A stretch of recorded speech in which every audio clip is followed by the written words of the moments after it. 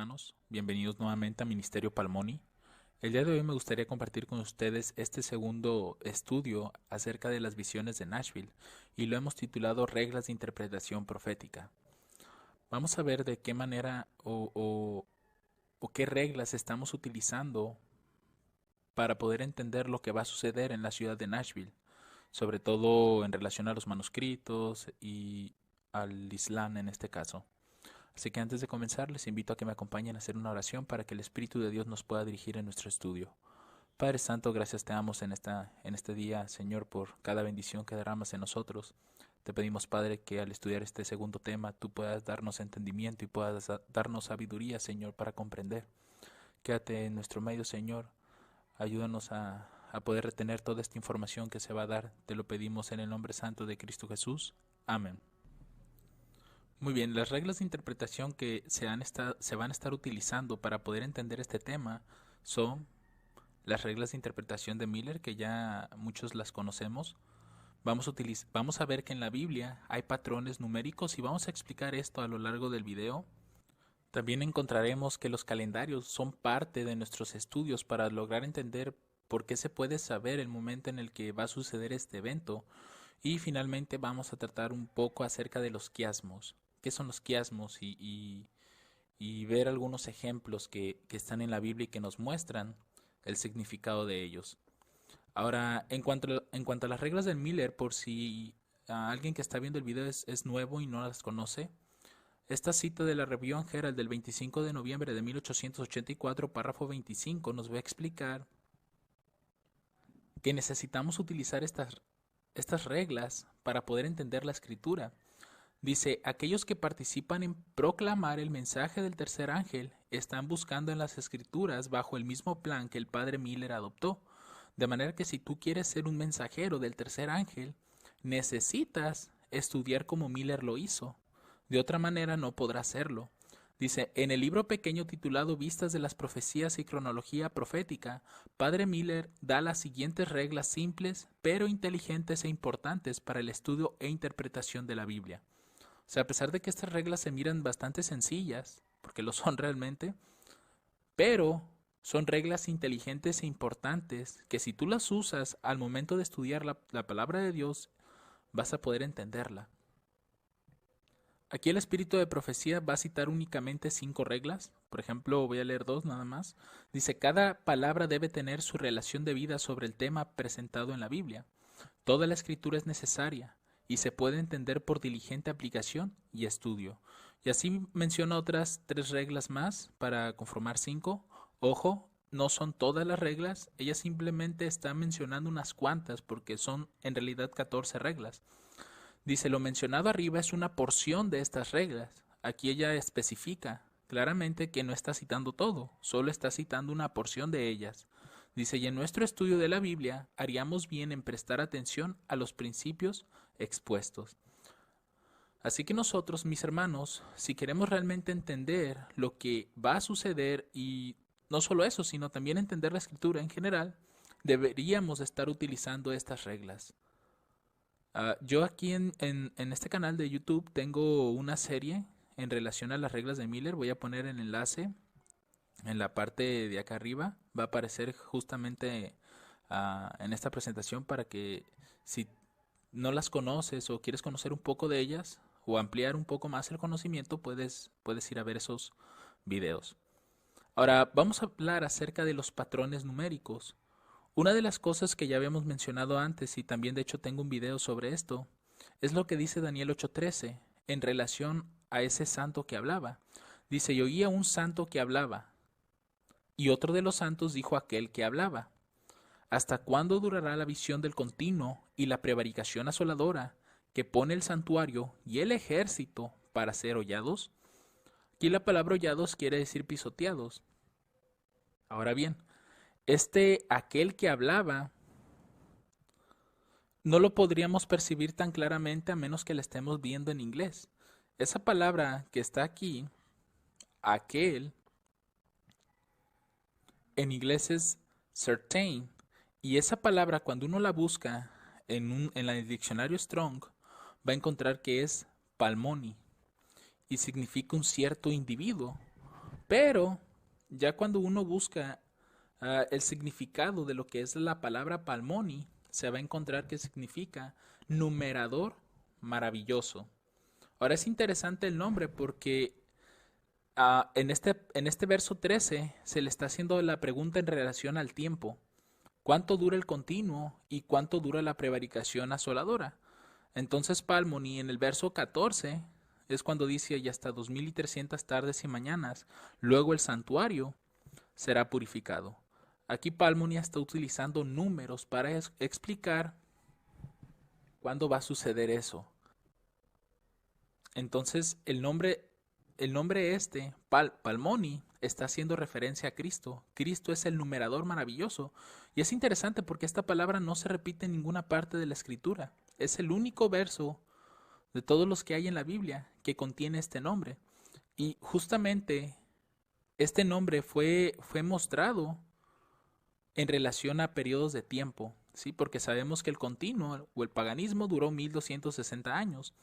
Mientras que la prevaricación asoladora duró otros 1260 años. Entonces, al sumar estos dos periodos, porque ambos se encargan de pisotear el santuario y el ejército, esos dos periodos al sumarlos te da 2520. Y la respuesta que te da Palmoni es otro número, 2300 tardes y mañanas. Entonces, si notamos, Palmoni siempre está relacionado a los números. Ahora vamos a ver una pequeña línea para poder recordar lo que es el paganismo y el papismo. Si ustedes recuerdan, el paganismo comenzó a estar asolando al pueblo de Dios a partir del 723, que es el comienzo de las 2520 para Israel. Ahora, 1260 años después, es decir, en el 538, este poder termina completamente. Es decir, la supresión pagana a través de los reinos paganos, solo por mencionarlos, Asiria, Babilonia, Medo-Persia, Grecia, Roma imperial, a través de esos imperios paganos completamente al 100%, el pueblo de Dios estuvo siendo pisoteado u hollado durante 1260 años. Pero en el 538 se levanta otro poder para seguir pisoteando al pueblo de Dios, y en este caso es el papado, que como ustedes saben duró hasta 1798.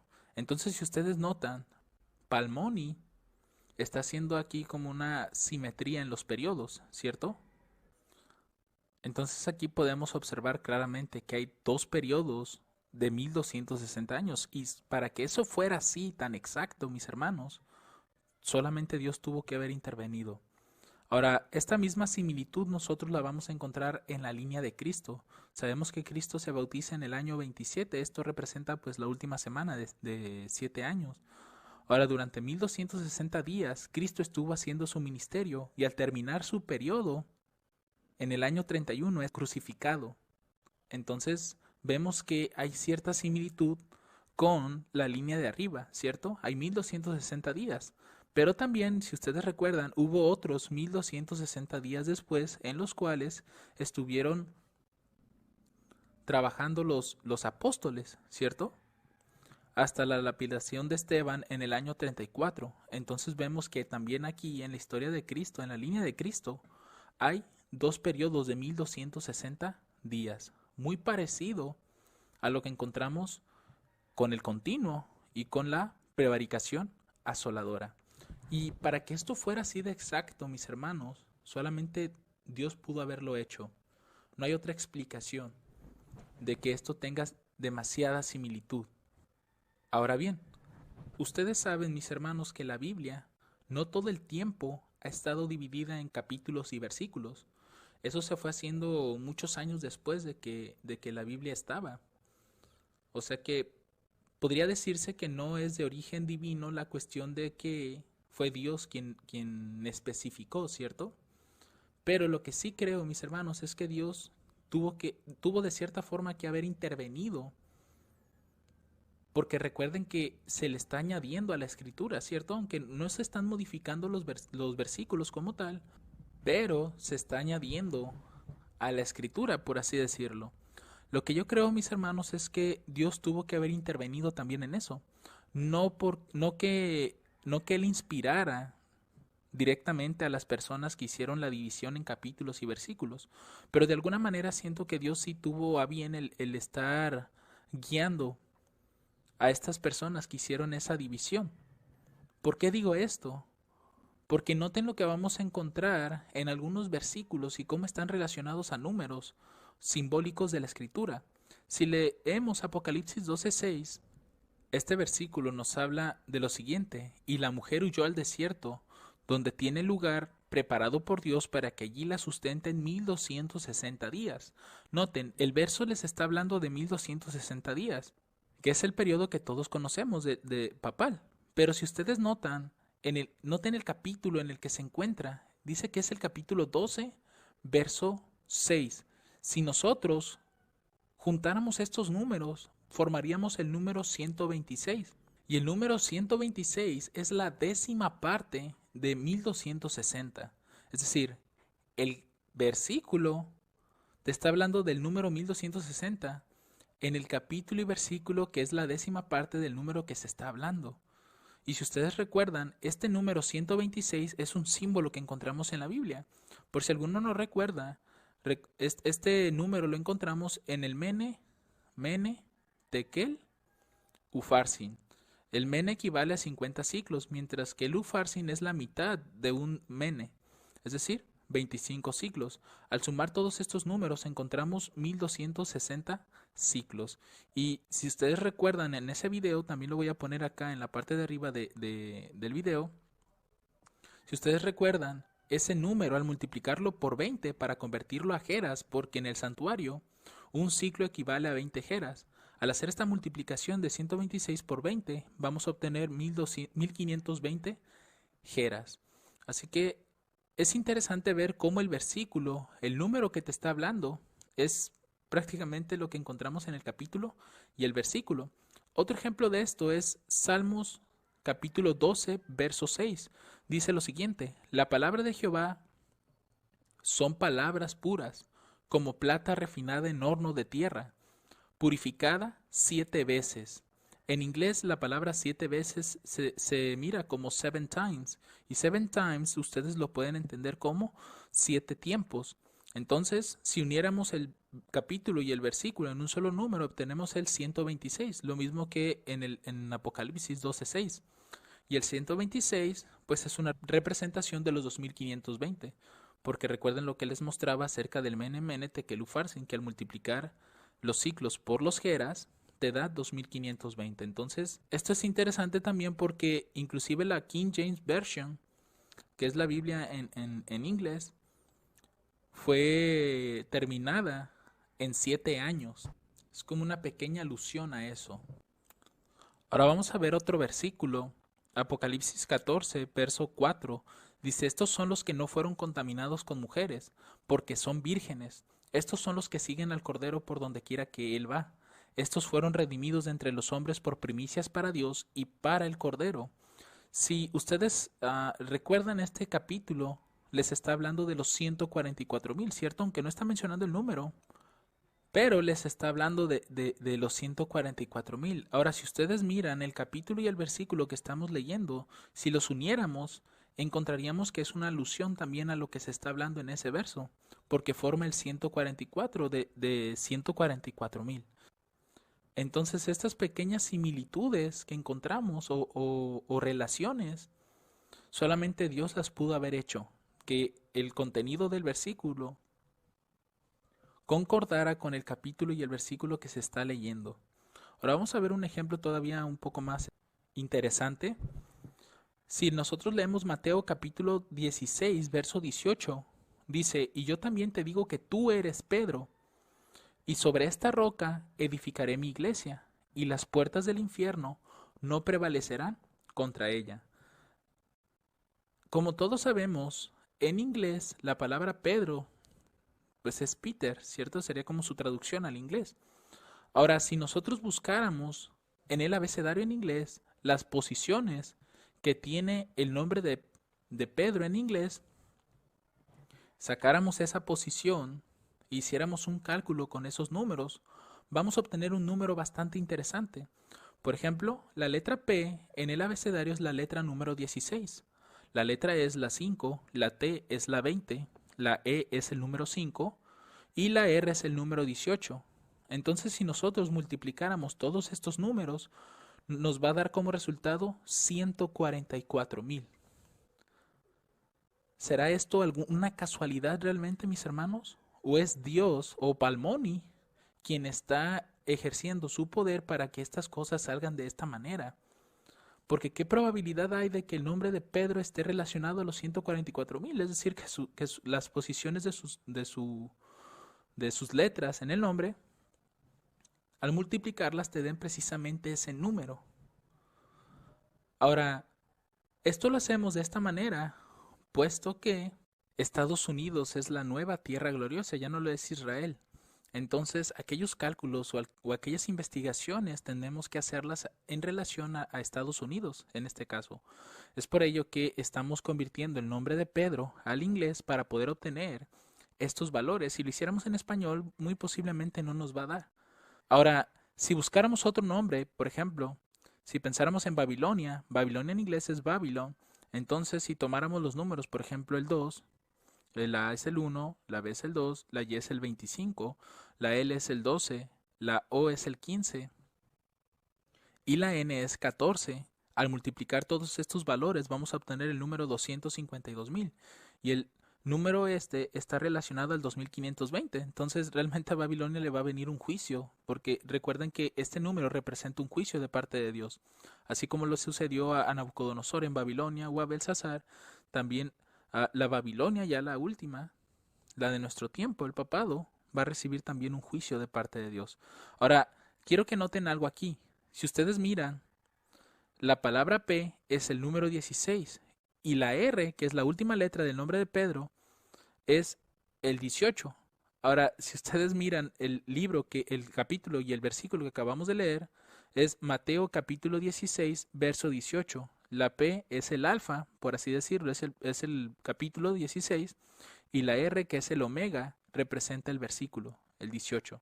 Entonces, para que esto pudiera concordar de esa manera, solamente, repito mis hermanos, solamente Dios pudo haberlo hecho. Ahora, vamos a leer Deuteronomio capítulo 18, verso 18, para poder ver más similitudes en cuanto al capítulo y versículo. Dice, profeta les levantaré de en medio de sus hermanos como tú, y pondré mis palabras en su boca, y él les hablará todo lo que yo le mande. Entonces, este versículo como tal les está hablando de que Dios iba a traer a alguien más, a alguien parecido a Moisés. Sabemos que representa a Cristo, o inclusive bien he llegado a escuchar que también representaría lo que es a Samuel, pero generalmente lo asociamos a Cristo, ¿cierto? Ahora, si nosotros juntáramos el número 18 con su versículo, es decir, 18:18, obtendríamos el número 1818. Y este número es bastante interesante. ¿Por qué? Porque está relacionado con Miller. Si nosotros leemos el conflicto de los siglos, capítulo 19, página 329, párrafo 3, vamos a encontrar lo siguiente. Había dedicado 2 años al estudio de la Biblia, noten, cuando en 1818, es decir, que Miller comenzó en 1816 a estudiar y terminó en 1818, llegó a tener la solemne convicción de que en unos 25 años después, es decir, 1843, aparecería Cristo para redimir a su pueblo. Este dato es importante, mis hermanos, porque a partir de aquí pareciera ser que Dios les levantó un profeta a la generación esa. A todos los protestantes de las iglesias que estaban en ese momento, Dios les levantó un profeta como Moisés. Es decir, un reformador como Moisés les levantó. ¿Por qué? Porque noten que él está entendiendo que en 25 años después aparecería Cristo. Es como que está haciendo una predicción, ¿no? Como un profeta. Entonces el mismo versículo pareciera hablarnos de Miller. O sea, no solo de Cristo, sino también años más tarde iba a estar relacionado a Miller. Ahora, otro número que podemos encontrar en la Biblia, lo vamos a encontrar en Juan capítulo 2, verso 20. Y de hecho ya tengo un video acerca de esto, un poco más extenso y con más explicación. Aquí lo voy a hablar de manera rápida. Dice, entonces dijeron los judíos, en 46 años fue edificado este templo, ¿y tú lo levantarás en 3 días? Ahora, este número 46 que se está mencionando aquí, si notan, está relacionado a un templo. Ahora, en el video que yo les voy a etiquetar aquí para que lo puedan ver, si gustan, vamos a encontrar que ese número, el número 46 que está representando un templo, lo encontramos en nosotros, porque nuestros cuerpos fueron formados por 23 cromosomas del padre y 23 cromosomas de la madre. Ahora, si sumas esos dos números de cromosomas, te da 46 cromosomas. Y entonces se forma lo que es un ser humano. Por eso la Escritura siempre nos está diciendo, ¿cierto?, que nosotros somos templo del Espíritu Santo, porque aún los cromosomas de nuestro cuerpo forman ese número, el número 46, que simboliza un templo. También lo podemos encontrar con Moisés en el monte. Si ustedes recuerdan, Moisés sube al monte, está 6 días ahí, y después Dios le dice que ya puede subir a verlo, ¿cierto? Y estuvo Moisés con Dios 40 días más. Entonces ahí se forma el número 46. Y ahí es el momento en el que Dios hace pacto con todo Israel, ¿no? Porque les da los mandamientos. También hablando de los mandamientos, si ustedes investigan un poco en el espíritu de profecía, les va a decir que en la primera tabla hay 4 mandamientos, mientras que en la segunda hay 6. Entonces si miras ahí, forma el número 46 también. En la historia milerita también tú puedes encontrar este número, porque recuerden lo que está diciendo el verso, que en 46 años se edifica un templo. Entonces, la línea milerita, si tú la cuentas a partir de 1798, que es el tiempo del fin, hasta 1844, que fue el gran chasco, hay 46 años. Y a partir de ahí, Dios forma a su iglesia. Entonces, estas son algunas de las cosas que nosotros podemos encontrar en relación a los números. Que Palmoni, el numerador maravilloso, trabaja con esto. Trabaja a través de los capítulos, de los versículos, a través de los nombres, y de cualquier número que encontramos en la escritura. Todo tiene un significado, porque Dios se lo puso. Entonces nosotros, al utilizar las reglas de interpretación profética correctas, vamos a poder encontrar toda esta luz que está escondida en los versículos o en los capítulos de la Biblia, o inclusive en el espíritu de profecía. Vamos a ver otro número. Este número es el 220 o el número 22. Puede representar ambos. Y estos dos números pueden simbolizar lo que es una restauración. Es decir, que Dios, cuando nosotros veamos en la escritura este número, nos está hablando de que Dios está restaurando algo. Vamos a ver una cita, Daniel capítulo 8, versos 3 y 14, para entender un poco más este número. Dice, y oía un santo que hablaba, y otro de los santos dijo a aquel que hablaba, ¿hasta cuándo durará la visión del continuo sacrificio y la prevaricación asoladora que pone el santuario y el ejército para ser hollados? Y él me dijo, hasta 2300 tardes y mañanas, y el santuario será purificado. Lo que encontramos aquí, que era lo que había explicado hace un momento, es que Cristo, ese santo que hablaba, el Palmoni, a él se le está preguntando cuánto tiempo va a durar el continuo y cuánto tiempo va a durar la prevaricación asoladora. Entonces aquí a Gabriel le está preguntando a Cristo directamente cuánto va a durar ese periodo, ¿cierto? ¿Cuánto van a durar estos dos poderes pisoteando al santuario y al ejército? Entonces Cristo le responde con otro periodo diferente y le dice hasta 2300 tardes y mañanas será purificado. Es decir, Cristo está respondiendo por la primera pregunta, por la primera parte, perdón, que es en relación al santuario, porque él no está diciendo nada acerca del ejército. Si notan aquí en su respuesta dice, y el santuario será purificado. Pero pareciera ser que no nos está hablando del ejército. ¿Cuándo va a ser restaurado el ejército? Ahora, hace un momento les había explicado que el continuo duró 1260 años y la prevaricación asoladora duró otros 1260 años. Y esto representa 2520. Y es el pisoteo que estuvo teniendo el pueblo de Dios. El ejército fue pisoteado durante todo ese tiempo. Entonces, les había comentado que este periodo inició en el 723 a.C. y culminó en 1798. Es por eso que nosotros ya no encontramos persecuciones más allá de 1798, porque el pueblo de Dios dejó de ser pisoteado por las naciones paganas. Entonces ya el pueblo ya no estaba siendo pisoteado, no estaba siendo perseguido. Pero el pueblo no había sido restaurado aún. Faltaba su restauración. Entonces aquí es donde entra la purificación del santuario. Porque el santuario, cuando sea purificado o restaurado, pues va a tener a sus ejércitos ahí. Porque no sirve un santuario si no tiene a los que sirven dentro del santuario. Es por eso que en el 22 de octubre de 1844 nosotros vamos a ver que el ejército y el santuario fueron restaurados precisamente en esa fecha. Es decir, cuando el santuario fue purificado, fue restaurado y por ende el ejército también volvió a ser restaurado en este periodo. Ahora, si nosotros convirtiéramos, por así decirlo, al lenguaje bíblico el día y el mes de esta fecha, pues sería el 22 de octubre, lo cual en el lenguaje, por ejemplo, bíblico, no estamos haciendo una conversión de fechas, sino estamos más bien convirtiendo el lenguaje gregoriano, que es 22 de octubre, al lenguaje bíblico, que es el día 22 del 10º mes. Si nosotros multiplicáramos estos dos números, vamos a obtener el número 220. O sea, esta parte es muy interesante. ¿Por qué? Porque el día de expiación pudo haber caído en cualquier otro día. Tal vez el 23 de octubre, el 21 de octubre, pero precisamente cayó en ese día, 22 de octubre. Y al multiplicar estos dos números vamos a encontrar el 220, que está relacionado a una restauración.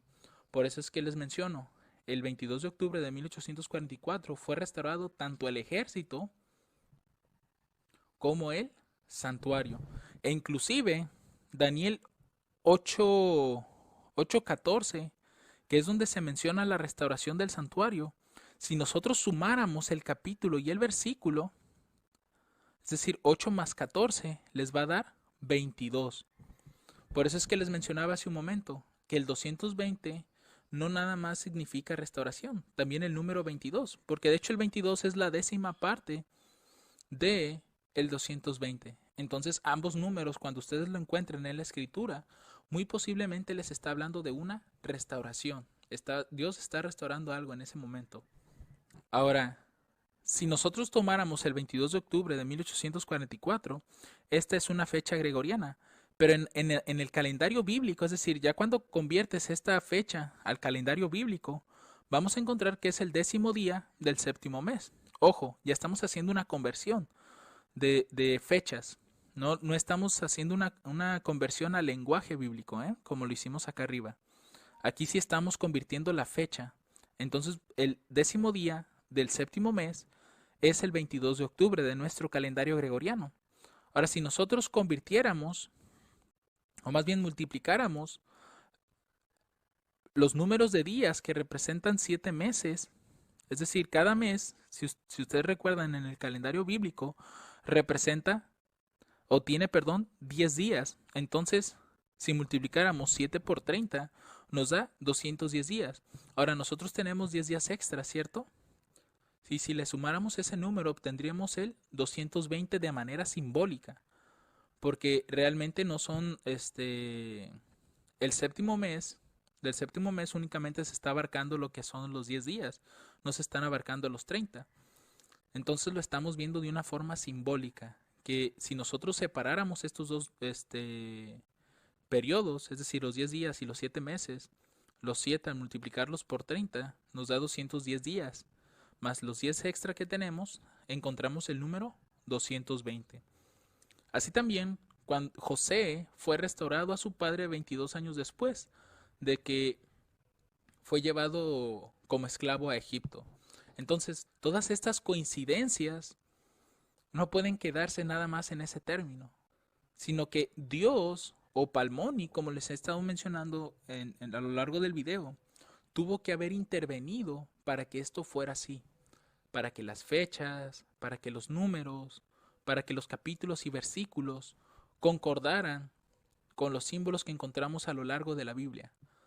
Todo esto solamente pudo haberlo hecho Dios. Ahora vamos a ver otro ejemplo de cómo los capítulos y versículos encajan perfectamente en una historia. Si ustedes leen Primera de Reyes, capítulo 18, verso 1, van a encontrar lo siguiente: y sucedió que después de muchos días vino palabra de Jehová a Elías en el tercer año diciendo: Ve, muéstrate a Acab, y yo daré lluvia sobre la faz de la tierra. Si ustedes recuerdan, en el capítulo anterior, en el capítulo 17, Elías oró para que no lloviese sobre la tierra. Y si ustedes van al libro de Santiago, y les va a explicar que no llovió durante 3 años y medio. Este número, cuando lo conviertes a días, te da 1260 días, en los cuales no hubo lluvia. Ahora, si ustedes recuerdan ese número, nosotros podemos verlo en el del 538 a 1798, que es el periodo papal. De manera que nosotros podemos acomodar Primera de Reyes, capítulo 18, verso 1, en 1798. Es decir, que a partir de este verso, porque es el final de los 1260 días que no estuvo lloviendo, representaría el tiempo del fin. En la historia milerita, este versículo nos está hablando de 1798. Ahora vamos a seguir leyendo, por ejemplo, Primera de Reyes, capítulo 18, versos 16 al 18. Dice: entonces Abdías fue a encontrarse con Acab y le dio el aviso. Y Acab vino a encontrarse con Elías. Y aconteció que cuando Acab vio a Elías, le dijo a Acab: ¿eres tú el que has turbado a Israel? Y él le respondió: yo no he turbado a Israel, sino tú y la casa de tu padre, dejando los mandamientos de Jehová y siguiendo a los Baales. Si nosotros juntáramos estos números, vamos a obtener 1816, 1817 y 1818, que estas fechas representan el periodo en el que Miller estuvo estudiando la Biblia. Es decir, nos está hablando del incremento del conocimiento. En la historia de Elías, pues el incremento de conocimiento que se estaba dando era acerca del pecado, ¿cierto? Es decir, Elías le está mostrando a Acab cuál realmente es la causa por la cual no estuvo lloviendo. Y es porque tanto él como la casa de su padre habían dejado los mandamientos de Dios y habían seguido a dioses extraños. En el caso de Miller, pues durante todos estos 2 años estuvo él meditando en la escritura y él entendió que ya Cristo venía pronto, alrededor de unos 25 años, él mencionaba, ¿no? A partir de 1818, ya leímos la cita hace un momento. Entonces noten qué coincidencia hay o qué probabilidad hay de que tanto el capítulo como el versículo te formen un año y ese año esté relacionado a la historia milerita. Ahora vamos a leer otra cita. Primera de Reyes, capítulo 18, verso 31. Dice: y tomando Elías 12 piedras, conforme al número de las tribus de los hijos de Israel, al cual había venido palabra de Jehová, diciendo: Israel será tu nombre. Este número, es decir, el 18 y el 31, forman el año 1831. Y es el año en el que el mensaje de Miller fue formalizado. ¿Por qué? Porque en ese año Miller recibió credenciales para poder predicar en las iglesias el mensaje que él había entendido durante 1816 a 1818. Entonces aquí en la historia de Elías podemos ver que el mensaje de él será formalizado ante el pueblo. Dios va a mostrar que hay profeta en Israel y que hay un verdadero Dios. Ahora, si ahora nos brincamos al verso 40 del capítulo 18 de Primera de Reyes, dice: entonces Elías les dijo: prended a los profetas de Baal, que no escape ninguno. Y ellos los prendieron, y los llevó Elías al arroyo de Sisón, y allí los degolló. Este capítulo y versículo forman el año 1840. Y si ustedes recuerdan, ese año fue cuando el Islam, o el Imperio Otomano, fue restringido. Por eso es que ahí se utiliza la palabra prended, porque recuerden que el Imperio Otomano estaba amarrado, de hecho, estaba prendido, de acuerdo al capítulo 9 de Apocalipsis. Estaba amarrado, pero el verso dice que tenía que ser liberados o sueltos durante el día, el mes, el año y la hora. Es decir, que el Imperio Otomano iba a estar libre durante 391 años y 15 días. Y cuando ese periodo terminara, iban a ser prendidos, iban a ser otra vez restringidos. Entonces, este capítulo y versículo es una clara alusión al Imperio Otomano cuando fue restringido en 1840, el 11 de agosto.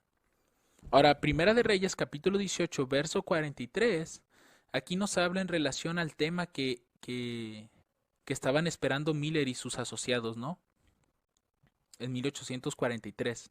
Dice, y dijo a su criado, sube ahora y mira hacia el mar. Y él subió y miró y dijo, no hay nada. Y él le volvió a decir, vuelve 7 veces. En 1843, si ustedes recuerdan, el 18 de abril, los mileritas estaban esperando que Cristo viniera. Sí, en esa fecha caraíta. Porque ellos decían, en el caso sabemos que el 18 de abril de 1843, eso es un año judío. Ese es por así decirlo, el último día del año. Entonces ellos esperaban que Cristo viniera en la tarde del 18 de abril de 1843. Entonces pasó todas esas horas, se vino al siguiente día, que es el 19 de abril, y ellos pues no vieron nada. Es decir, se chasquearon. Así también cuando Elías mandó a su siervo a que mirase en el cielo, allá hacia el mar, su siervo le dijo, no hay nada. Entonces eso es como una especie de chasco. Por eso es que Elías le dice, ve y vuélvete otras 7 veces. Ahora, Primera de Reyes, capítulo 18, verso 44. Este verso nos puede representar dos fechas diferentes. Una es que nos pueda representar el clamor de medianoche, el 15 de agosto de 1844, pero también nos va a representar el 22 de octubre de 1844. Dice, y sucedió que a la séptima vez él dijo, yo veo una pequeña nube como la palma de la mano de un hombre que sube del mar. Y él dijo, ve y de acá, unce tu carro y desciende para que la lluvia no te detenga.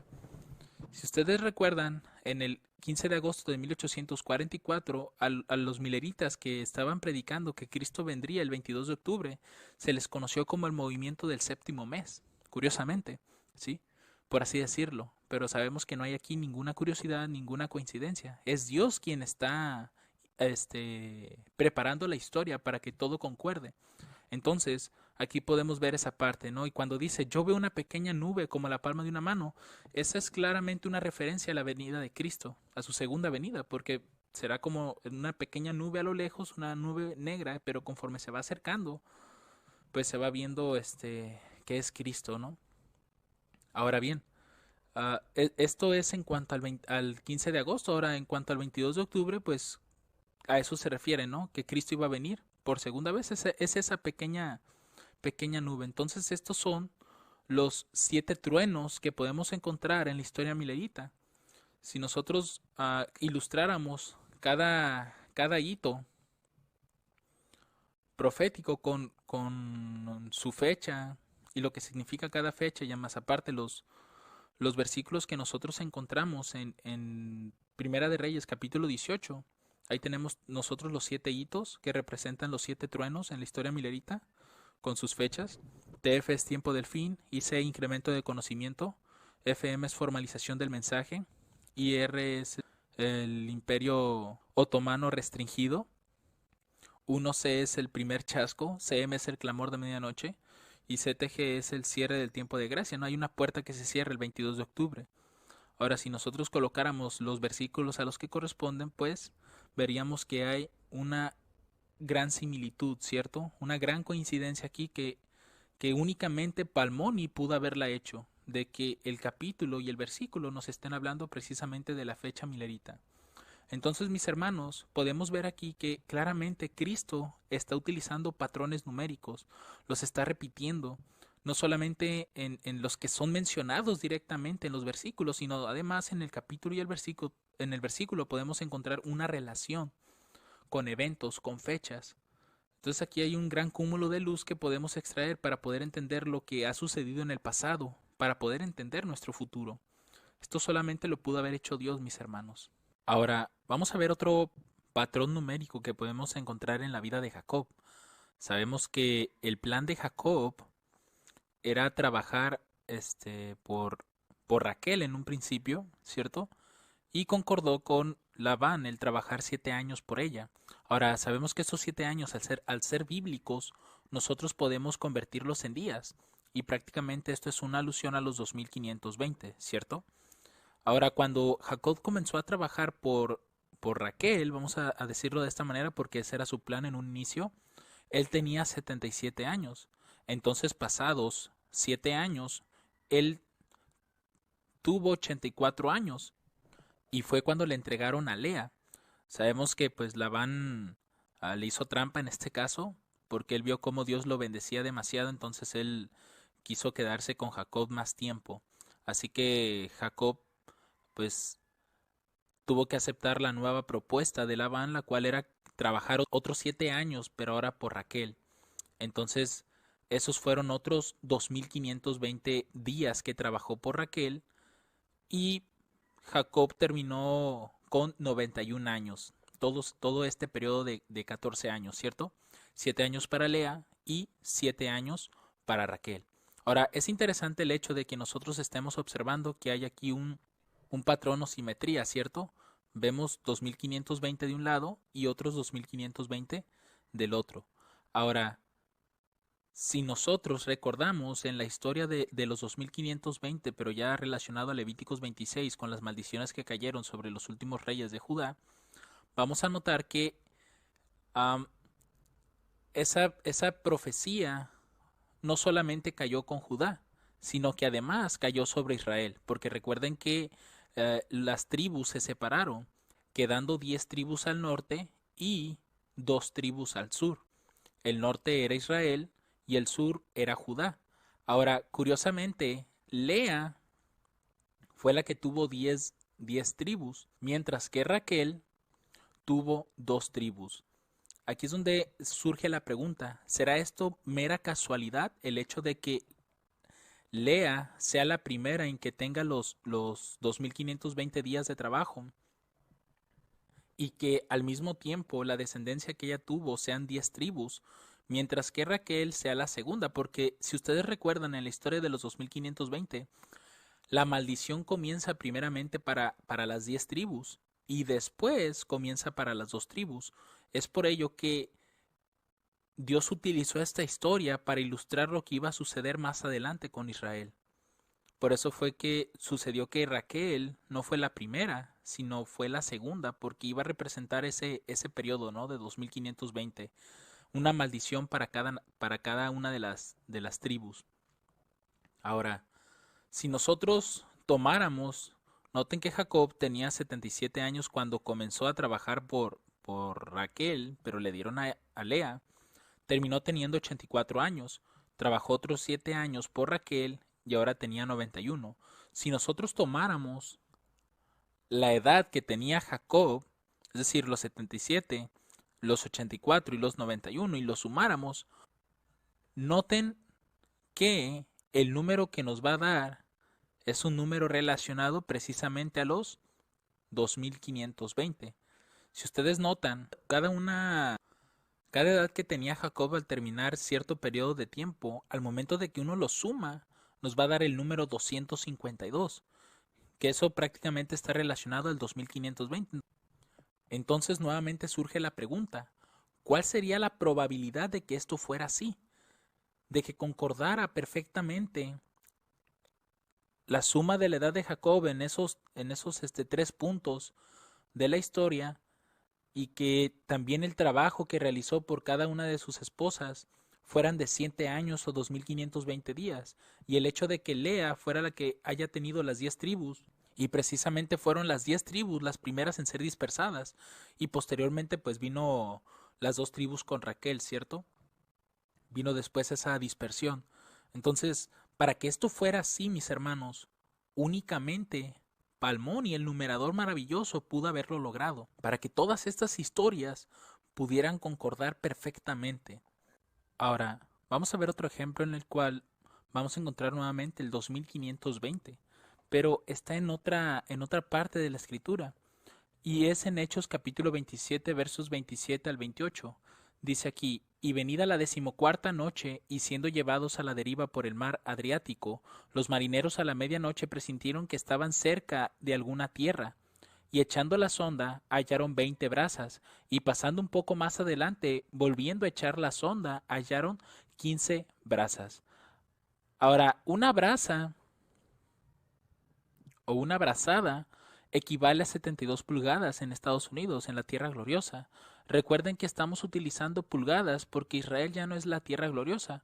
Por tanto, no tiene caso estar utilizando lo que son los codos y otros tipos de medidas que se utilizaban en aquel tiempo, porque la nueva Tierra Gloriosa es Estados Unidos. Entonces, aquellas medidas que están en codos, pues hay que pasarla a pulgadas, que es una medida utilizada en, en, en Estados Unidos. Ahora, cuando nosotros encontramos este dato, pues vamos a convertir las brasas que son mencionadas en este versículo y vamos a encontrar que están relacionadas al 2520. Si nosotros convertimos las 20 brasas a pulgadas, tendríamos que multiplicar 20 por 72. Esto nos daría 1440 pulgadas. Y lo mismo vamos a hacer con las 15 brasas.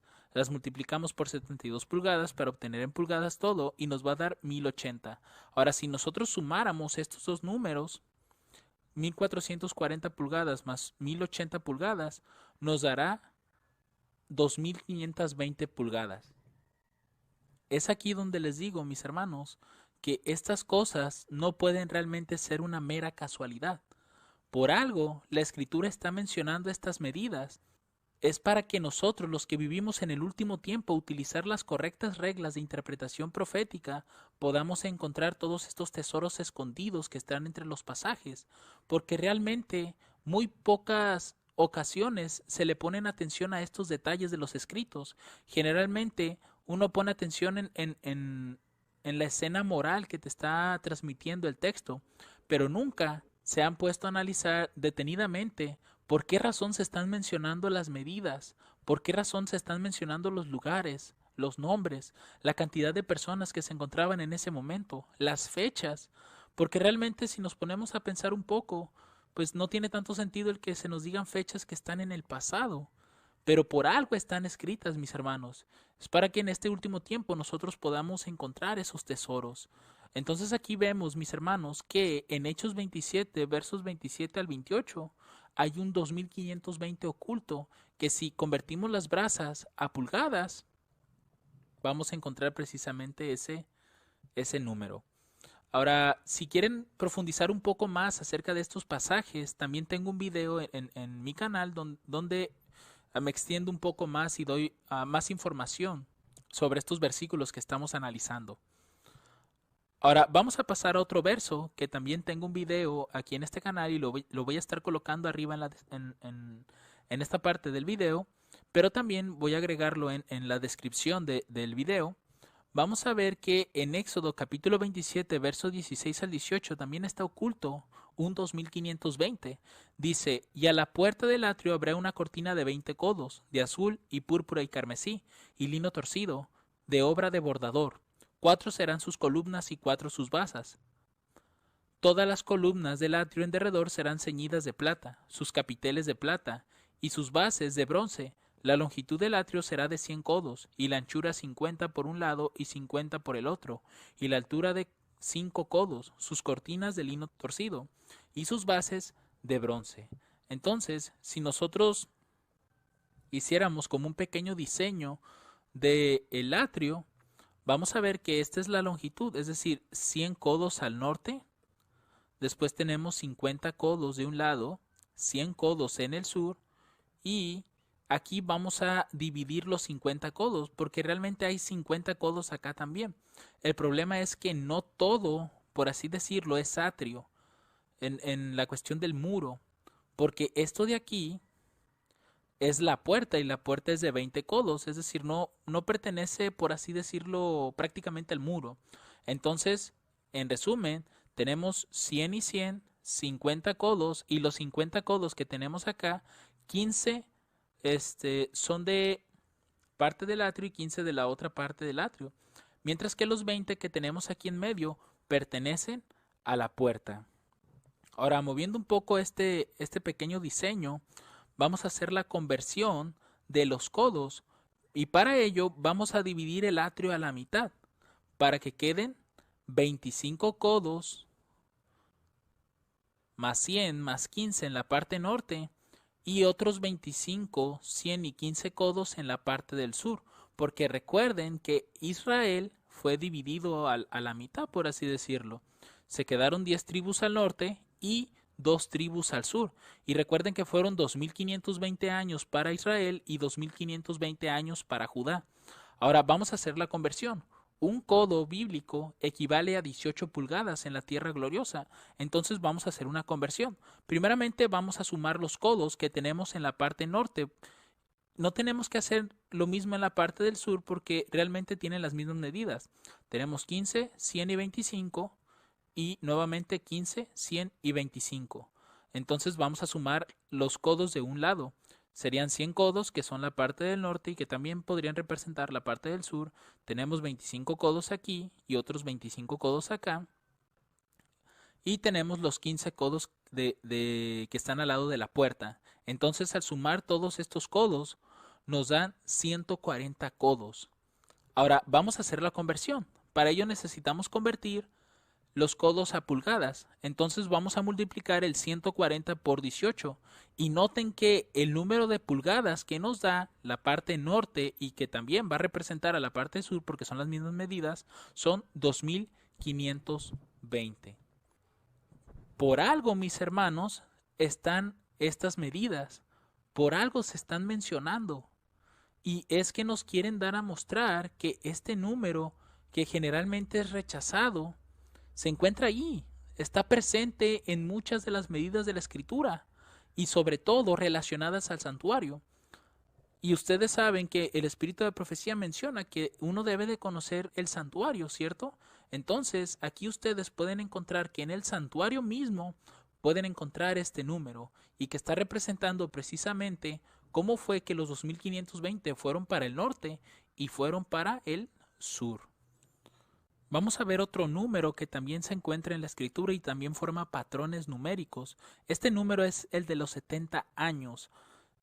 Para ello he creado este pequeño diagrama para poder ilustrar cómo el número 70 se repite varias ocasiones en la historia de Israel cuando fue llevada cautiva y comenzaron los 2520. Si nosotros vemos el diagrama, vamos a encontrar que el rey Saúl se convirtió en rey en el año 1097. Pasan 420 años y llegamos al año 677, que fue cuando Manasés fue llevado cautivo. Esto podríamos llamarlo el primer castigo de los 2520 que encontramos en Levíticos 26. Es aquí donde comienzan los 7 tiempos o las maldiciones de la ley de Moisés. Ahora, 70 años más tarde, después de que comenzó esa maldición en el año 677, nosotros podemos encontrar el año 607. Este fue el año en el que el rey Joacín fue llevado cautivo a Babilonia. Entonces, a partir de aquí comienzan los 70 años de cautividad que estaban profetizados en el libro de Jeremías y que abarcan hasta el año 537, que fue cuando Ciro emite el primer decreto para dejar ir a los judíos nuevamente a Jerusalén. Entonces, si vemos, aquí hay dos patrones de 70 años y 70 años, que prácticamente el centro vendría a ser el inicio de la cautividad de Jerusalén, ¿no? El año 607. Aquí fue cuando Daniel y sus amigos también fueron deportados a Babilonia. Ahora, no solamente encontramos estos dos periodos de 70 años, sino que también encontramos otro periodo de 70 años que fue también profetizado por Jeremías, el cual era el inicio de Babilonia en el año 609. Aquí cae a Siria y comienza a gobernar Babilonia, y Babilonia iba a durar también 70 años, al igual que Israel en ese lugar. Entonces Babilonia cae precisamente en el año 539 y 2 años más tarde pues fue cuando se emite el decreto. Entonces aquí podemos ver otros 70 años que son mencionados. Ahora, con Sedequías, el último rey de Judá, que es la cuarta maldición de los 2520, fue destruido en el año 586. En este caso, lo que es el templo fue destruido en ese año. Y 70 años más tarde, es decir, en el año 516, se emite el segundo decreto, que es la reconstrucción del templo. Esto lo pueden encontrar ustedes en el libro de Esdras capítulo 6, verso 15. Y pues como todos conocemos el año 457, que fue el tercer decreto dado por el rey Artajerjes. Entonces aquí tenemos también los tres decretos junto con las cuatro maldiciones de los 2520. Y podemos notar que hay cuatro periodos de 70 años. Es un número que se repite en toda esta historia. Y para que esto fuera así de exacto, mis hermanos, perdonen que lo esté repitiendo una y otra vez, pero me gustaría que vieran qué tan precisa es la historia de cómo Dios se encargó de que todos estos patrones numéricos fueran tan exactos y nos estuvieran representando cosas. Ahora, también nosotros vamos a poder encontrar aquí, desde la tercera maldición que fue con Joaquín en el año 597, hasta el tercer decreto de Artajerjes, hay 140 años, que prácticamente son dos veces 70 años. Es decir, 70 por 2 nos da 140. Y también nosotros podemos ver aquí el número 220 que habíamos mencionado hace unas diapositivas atrás, el cual, si contáramos a partir del 607, que fue cuando comienzan los 2520, es decir, la dispersión del pueblo, vamos a ver que 220 años más tarde, en el 457, se va a restaurar nuevamente lo que es los muros y la ciudad, si no mal recuerdo, lo que dice Daniel 9:25. Entonces aquí también podemos ver este número. Vamos a ver nuevamente el número 70, pero lo vamos a ver a través de lo que dice Cristo en Mateo capítulo 18, verso 22. Jesús le dijo, no te digo hasta 7, sino aún hasta 70 veces 7. Esto que dijo Cristo nosotros lo podemos entender de la siguiente manera. 70 veces 7 serían 490 veces. Y es lo que Jesús dijo que se tenía que hacer para perdonar a alguien. Porque aquí le preguntan a él que cuántas veces debo de perdonar a mi hermano. Y Cristo le dice 70 veces 7, es decir, 490 veces. Ahora, este número está relacionado al perdón o a la gracia, por así decirlo. Y nosotros lo podemos encontrar en la Biblia dos veces. Uno de ellos es en el año 1097, que fue cuando Saúl comienza a reinar sobre todo Israel. Pasan 490 años y llegamos al año 607, que es la cautividad de Joacim. Dios le dijo al pueblo, si ustedes recuerdan, que el pueblo cada 7 años o el séptimo año tenían que guardar lo que es un sábado anual, ¿no? Es decir, ese séptimo año no se tenía que trabajar. Entonces el pueblo tenía que guardar cada vez que llegara el séptimo año, tenían que guardarlo. Trabajaban 6 años y descansaban un año. Es lo que muchos le llaman el año sabático. Ahora, el pueblo no guardó esos sábados anuales, no los descansó por 490 años, que esto equivaldría precisamente a 70 años. Fue por eso que cuando comenzó su cautividad en Babilonia, ellos estuvieron en Babilonia 70 años. Por eso es que en el año 537 fue cuando Ciro emite el decreto y los libera para que puedan volver. De esa manera, la tierra que le pertenecía a Dios descansaría sus días de reposo. Es decir, era un castigo prácticamente. Entonces, este periodo de 490 años está relacionado a esa gracia o misericordia o a ese tiempo que Dios le dio al pueblo para que se arrepintiera, pero no quiso hacerlo. Y otro periodo donde encontramos estos 490 es con el tercer decreto de Artajerjes en el año 457 a.C. Sabemos que ahí comienzan las 70 semanas de Daniel y culminan en el año 34 con la muerte de Esteban. Y ese fue otro periodo en el cual Dios le concedió gracia a la nación para que se arrepintiera. Pero vemos que no quiso hacerlo. Por eso fue que Dios cambió de pueblo. Dejó de ser Israel, ese pueblo escogido por él, y escogió ahora a los gentiles. Entonces aquí en la escritura podemos ver que el número 490 está relacionado a este concepto, ¿no? de misericordia o de gracia. Ahora vamos a ver otro dato interesante que nos conecta con la predicción que hizo Josias Leach respecto de la restricción del Islam el 11 de agosto de 1840. Sabemos que Josías Leach se basó en los principios de interpretación profética de Miller, el cual uno de ellos era este. Dice Números capítulo 14, verso 34, dice, conforme al número de los días, de los 40 días en que reconocisteis la tierra, llevaréis vuestras iniquidades 40 años, un año por cada día, y conoceréis mi castigo. Entonces aquí vemos que encontramos el principio de día por año, ¿cierto? Cualquier periodo profético que esté en la Biblia, si está en días, hay que pasarlo a años. Y otro testigo que Miller encontró para poder establecer este principio se encuentra en Ezequiel capítulo 4, verso 6. Dice, y cumplidos estos, te acostarás otra vez sobre tu lado derecho, y llevarás la iniquidad de la casa de Judá 40 días, día por año te lo he dado. Entonces lo que encontramos aquí es que en toda la Biblia únicamente vamos a encontrar que estos dos versículos nos dicen de manera directa que el principio es día por año. Entonces tenemos que convertir, como les mencionaba, cualquier periodo profético, ya sea que estén en semanas, meses o años, hay que convertirlos primeramente a días, y una vez que estén en días, hay que pasarlos posteriormente a años.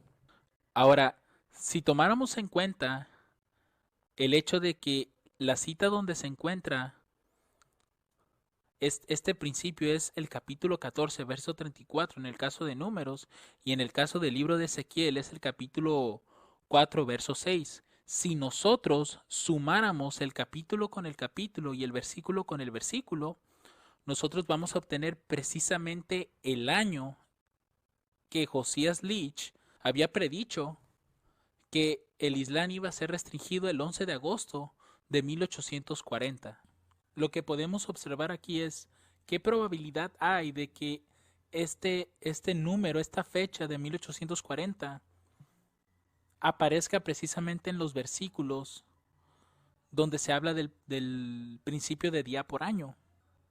Para mí esto es una muestra de que Palmoni ha estructurado de tal manera tanto la escritura como el espíritu de profecía, así como la historia de este mundo, lo ha diseñado de tal forma de que todo encaje, todo concuerde, para que nosotros, su pueblo, pudiéramos ver estas similitudes a través del método que el Señor quiere que utilicemos, esas reglas de interpretación profética. Entonces, mis hermanos, esto en ninguna manera es una mera casualidad. Ahora vamos a hablar también acerca del 11 de agosto de 1840, ya lo hemos mencionado hace un momento, pero como ustedes saben, este fue el término del segundo ay. La sexta trompeta continuó sonando hasta el 22 de octubre de 1844, pero aquí termina precisamente ese segundo ay. Ahora, nosotros sabemos que este periodo, o esta fecha, mejor dicho, fue encontrada gracias al periodo de tiempo que está situado en Apocalipsis, cuando habla acerca de la sexta trompeta. Menciona que esto iba a ser por el año, el mes, el día y la hora, que representan 391 años y 15 días. Esto fue lo que Josías Leach determinó a partir de el principio de día por año y con ese periodo que se menciona en Apocalipsis 9 acerca de la sexta trompeta. Ahora bien, si nosotros buscamos en la misma escritura, vamos a encontrar que no hay solamente dos ayes, hay tres ayes. Entonces aquí la pregunta es, ¿cuándo iniciaría el tercer ay? Si utilizáramos el mismo año en el que Josías Leach predijo que iba a ser la restricción del Imperio Otomano, es decir, 1840, y lo multiplicáramos, noten, por el periodo de tiempo que fue utilizado para llegar a ese año, es decir, los 391 años y 15 días, solamente que aquí lo que haremos será cambiar el número 15 por el número 5, porque el 15 representaría la mitad de un mes, por eso es que colocamos .5 representando la mitad. Entonces, al hacer esta multiplicación, vamos a obtener 720.360. Ese número, si uno lo buscara en la escritura, pues realmente no lo encontraría directamente. Pero, ¿qué pasa si nosotros hacemos una división? Es decir, dividimos este número 720.360 entre el número de días que tiene un año. bíblico. Es decir, dividiríamos ese número entre 360 y de manera increíble nos da el número 2001, que nosotros entendemos que ese fue el año en el que inicia el tercer ay, es decir, el 11 de septiembre del 2001. Esto no podría ser nada más una mera coincidencia, hermanos, que a partir de la misma fecha en la que el Islam fue restringido o el segundo ay, fue terminado. A partir de eso y mediante el calendario bíblico podríamos obtener lo que es el año en el que el tercer ay iniciaría. Ahora, ya que hemos hablado acerca de los patrones proféticos, ahora nos enfocaremos en los calendarios. A mí me gustaría hacer una serie especial para cada calendario, pero aquí lo voy a mostrar de manera rápida, solamente para conocerlos. Sabemos que en la actualidad nosotros estamos utilizando el calendario gregoriano, el cual tiene 365 días al año y en los bisiestos tiene 366. Este calendario se empezó a usar a partir del año 1582. Ahora, también tenemos lo que es el calendario juliano. Este se empezó a usar desde el año 45 a.C. y está representado, me faltó mencionar que el gregoriano lo vamos a representar con una G, mientras que el juliano lo vamos a representar con una J. El juliano fue utilizado en este caso por Josias Litch para poder comprender cuándo iba a suceder la restricción del Islam. Entonces, este calendario también lo tenemos que tomar en cuenta. También tenemos lo que es el calendario rabínico, lo vamos a representar con una R, fue utilizado entre el 70 y 1178. Y finalmente tenemos el calendario bíblico, que ese calendario es utilizado desde el tiempo de Adán. Ahora, como todos sabemos, el 22 de octubre de 1844 es una fecha gregoriana.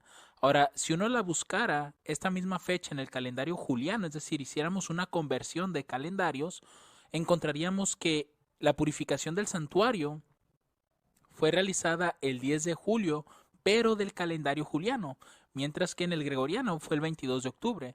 Ahora, si buscáramos en la Biblia a qué equivale este día, encontraríamos que es el 10º día del 7º mes.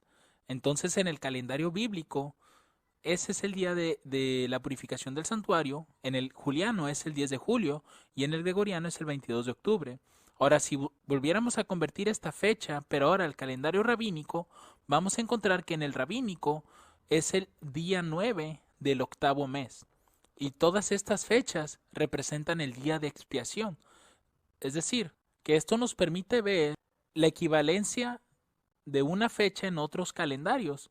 Ahora, si nosotros pensáramos en el 15 de agosto de 1844, que también también es una fecha gregoriana y representa el clamor de medianoche, cuando uno lo busca en el lenguaje, más bien si uno convirtiera esta fecha gregoriana al lenguaje bíblico, es decir, no vamos a hacer una conversión de fechas, sino que vamos a realizar una adaptación al lenguaje bíblico. Es decir, si en gregoriano decimos 15 de agosto de 1840, en el lenguaje bíblico diríamos el día 15 del 8º mes. Ahora, si nosotros en la Biblia encontráramos esta fecha, estaríamos autorizados para poder relacionarla con el clamor de medianoche.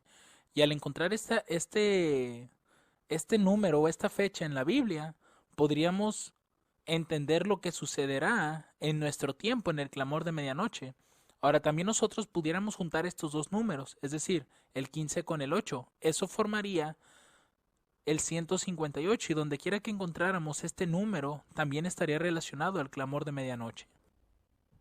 Entonces, solamente para ilustrarlo, el 158 o el día 15 del 8º mes o el 15 de agosto representarían al clamor de medianoche. Ahora, lo interesante de esto es que sí hay una fecha en la escritura que esté relacionada al día 15 del 8º mes, y es Primera de Reyes, capítulo 12, verso 33.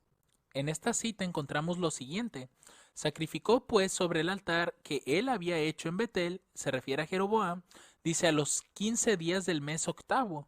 Noten, es la misma fecha que tenemos aquí, y no estamos convirtiendo de gregoriano a bíblico, sino simplemente hemos adaptado la forma en la que decimos 15 de agosto en el gregoriano, la pasamos al lenguaje bíblico, que es el día 15 del 8º mes, porque agosto es el mes 8º. Entonces vemos que sí hay una fecha relacionada a esta nueva fecha que hemos, por así decirlo, creado a partir de el 15 de agosto. Y si ustedes notan, aquí Jeroboam dice que a los 15 días del mes octavo, el mes que él había inventado de su propio corazón, e hizo fiesta a los hijos de Israel y subió al altar para quemar incienso. Recuerden que en esta historia, en este capítulo 12, encontraremos que Jeroboam manda a hacer dos becerros de oro, es decir, hace una imagen a la bestia. Por tanto, nosotros, en nuestro tiempo, tendríamos que empezar a ver cómo la imagen de la bestia se va a formar a partir del clamor de medianoche. Es ahí donde los protestantes comienzan a unirse. Ahora, si pensáramos en otra fecha de la misma historia milerita, que es el 11 de agosto de 1840, ya la hemos mencionado en videos anteriores, esta es una fecha gregoriana y representa la restricción del Imperio Otomano. Ahora, si convirtiéramos esta fecha gregoriana al lenguaje bíblico, no estamos haciendo la conversión, quiero dejar esto en claro, no estamos convirtiendo la fecha a otro calendario, sino simplemente estamos adaptando al lenguaje bíblico. El 11 de agosto vendría a ser el día 11 del octavo mes, o 11 de agosto, y esto representaría la restricción del Imperio Otomano. Ahora, el Imperio Otomano como tal, aquí el 11 de agosto fue restringido solamente, pero el 1 de noviembre de 1922, fecha gregoriana, el Islam cayó. Ahora, si nosotros ahora sí hiciéramos una conversión del calendario gregoriano al bíblico, vamos a encontrar que es el día 11 del octavo mes. Y esto es bastante impresionante, mis hermanos, porque el hecho de que nosotros hayamos adaptado el lenguaje gregoriano al bíblico, sabemos que es el 11 de agosto, agosto es el octavo mes del año gregoriano, entonces tendríamos el día 11 del octavo mes. Este es un lenguaje bíblico, no estamos haciendo una conversión. Pero si nosotros convertimos la fecha de la caída del Imperio Otomano al bíblico, vamos a obtener precisamente el día 11 del octavo mes. Ahora, el hecho de que sea el mes octavo en el calendario bíblico no quiere decir que tenga que ser agosto, porque si ustedes notan acá arriba, tenemos el 22 de octubre y octubre está siendo representado por el séptimo mes. De manera que este mes octavo del calendario bíblico no puede representar al mes de agosto, sino que está representando al mes de noviembre, porque realmente noviembre es el mes 11, mientras que octubre es el 10º mes del año en el gregoriano. Entonces con esto podemos ver que para que esto haya sucedido así, es decir, que la misma fecha del 11 de agosto que representa a la restricción del Islam, cambiada al lenguaje bíblico, que es el día 11 del octavo mes, sea la misma fecha que encontraríamos en la caída del Imperio Otomano.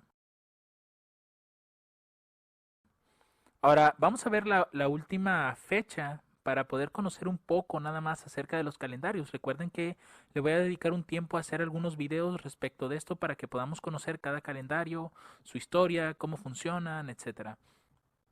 Ahora, la última fecha, que es el 2 de mayo de 1844, que esta es una fecha gregoriana, en el tiempo de los mileritas había surgido una duda respecto de cuándo fue realmente la muerte de Cristo, es decir, en qué año. Entonces, Samuel Snow, que fue uno de los pioneros de aquel tiempo, inclusive él fue el que dio la correcta fecha de la purificación del santuario, solamente que en ese tiempo no entendían que era eso, sino que lo estaban representando como siendo la segunda venida de Cristo. Ahora, este 2 de mayo de 1844, Samuel Snow publica una revista donde habla acerca de la muerte de Cristo, la verdadera fecha o la fecha correcta de la muerte. Y si uno convirtiera esta fecha de la publicación de la revista al calendario bíblico, obtendríamos el día 14 del primer mes. Ahora, quizás a algunos no les suene esta fecha, pero si ustedes buscan en el libro de Éxodo, esta fecha corresponde a la Pascua, es decir, a la muerte de Cristo, que eso fue lo que sucedió en el año 31 con la crucifixión. De manera que podemos ver que para que Samuel Snow hubiese publicado esa revista el 2 de mayo, precisamente el día en que representaba en el calendario bíblico la Pascua, esto no puede ser una coincidencia, mis hermanos. Fue Palmoni, el numerador maravilloso, es decir, Cristo, el que tuvo que haberse encargado para que esto fuera así. Entonces, podemos ver que también a través de los calendarios nosotros podemos encontrar conexiones entre las distintas historias, ya sea del mundo o de la Biblia. Podemos hacer conexiones a través de los calendarios. Unos nos representan símbolos de otros y viceversa. Ahora vamos a hablar de otro tema, del último, que es el de los quiasmos, y lo vamos a ver de manera rápida. Como tal, un quiasmo siempre está enfatizando el punto medio de una estructura simétrica. Y nosotros ya hemos hablado de una. En este caso es la línea de Cristo, ¿no? La última semana de Israel. El año 27 representa el bautismo de Cristo. Pasan 1260 días, es decir, 3 años y medio de su ministerio, y llegamos al año 31, que es el año de su crucifixión. Y si vamos a otros 1260 días, vamos a llegar a la lapidación de Esteban en el año 34. Estos dos periodos, si notan, son simétricos y están enfatizando el punto medio, que en este caso es la crucifixión de Cristo. Esa es la parte importante de un quiasmo. Ahora, otra línea que nosotros podemos mencionar, que también representa un quiasmo, es la historia milerita. Sabemos que el 19 de abril de 1844 representaría el primer chasco de ellos. Y en el calendario bíblico, el 19 de abril representa el primer día del primer mes. Ahora, el 21 de julio también es una fecha gregoriana. Esto representa la medianoche. Ustedes pueden ver escritos de algunos pioneros donde hablan de que el 21 de julio fue la medianoche.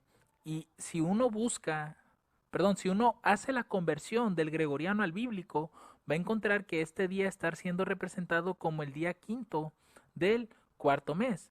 Y finalmente tenemos el 22 de octubre, que es el día de expiación, y en la Biblia está siendo representado en su calendario como el 10º día del séptimo mes.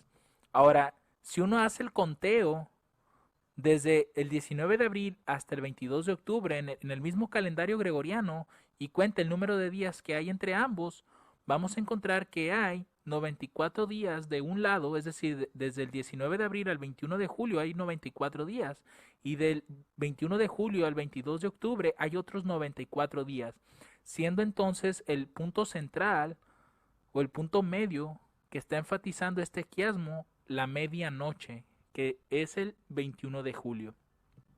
Entonces noten cuánta simetría y exactitud hay en los periodos, hermanos.